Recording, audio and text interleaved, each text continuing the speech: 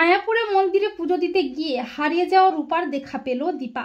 হ্যাঁ বন্ধুরা, আমরা এমনটাই দেখতে পাবো অনুরাগের ছোঁয়া ধারাবাহিকের আগামী পর্বগুলোতে। দীপা বাড়ির সবাইকে বলে যে আমি মায়াপুরে যাব, ওখানকার মন্দিরে পুজো দেব।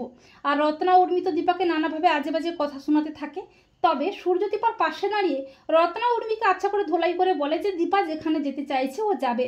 এরপর দীপা মায়াপুরের উদ্দেশ্যে বেরিয়ে পড়ে। অপরদিকে পুলিশ আশ্রমে এসে রায়ের খোঁজ করে, আর পুলিশ দেখে রূপা ভয় পেয়ে যায়, পালিয়ে যাওয়ার চেষ্টা করে। কিন্তু পুলিশ বলে যে আমরা তোমাকে একটা দায়িত্ব দিচ্ছি, একটা এনজিও থেকে আশ্রমের বাচ্চাদের নিয়ে একটা প্রোগ্রাম অর্গানাইজ করবে। এরপর রূপা প্রোগ্রামের জন্য বাচ্চাদের তৈরি করার জন্য আশ্রম থেকে বাইরে আসে। এরপর রূপা আচমকা চলতে গিয়ে হোঁচট খেলে কৃষ্ণ এসে রূপাকে ধরে ফেলে। এরপর দীপার দেওয়া টাকা কৃষ্ণের পকেট থেকে পড়ে গেলে রূপা কুড়িয়ে পায়। কৃষ্ণ বলে কেন জানি না এই টাকাটা বারবার তোমার হাতেই পড়ছে, এই টাকাটা একজন দুঃখী মা তার মেয়ের নামে পুজো দেওয়ার জন্যই আমাকে দিয়েছেন। তখন রূপার মনে পড়ে তার মায়ের কথা।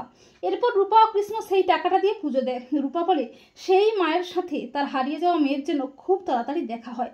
আর দীপাও সেই মন্দিরেই আসে পুজো দিতে। আর সেই মন্দিরে এসে দীপার বারবার মনে হয় যে রূপা তার খুব কাছেই আছে, আর রূপার মনটা অস্থির হয়ে ওঠে। রূপা বলে আমার কেন জানি না মনে হচ্ছে মা খুব কাছেই আছে, কিন্তু মা এখানে কেন আসবে, মা তো আর রূপাকে খোঁজে না।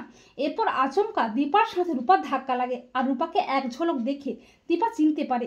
আর রূপাও এত বছর পর তার মাকে দেখে চমকে ওঠে। দীপা বলে রূপা, রূপা বলে মা। দীপা রূপাকে জড়িয়ে ধরে হাউমাউ করে কাঁদতে থাকে। রূপার খুব কষ্ট হয়, কিন্তু রূপা মায়ের উপর অভিমান করে নিজের পরিচয় দেয় না। রূপা বলে কে রূপা, আমি রাই, আমি রূপা নই। তখন দীপা বলে তুমি আমার রূপা নও, কিন্তু তোমাকে দেখে যে আমার মনে হলো তুমি আমার রূপা। তখন রূপা মনে মনে ভাবে মা গো, তুমি তোমার রূপাকে ঠিক চিনেছো। তো বন্ধুরা, তোমরা এটাই চাও তো যে মায়াপুরে মন্দিরে পুজো দিতে গিয়েই যেন দীপা খুঁজে পায় তার হারিয়ে যাওয়া রূপাকে? কমেন্ট করে এক্ষুনি জানিয়ে দাও তোমাদের মতামতটি।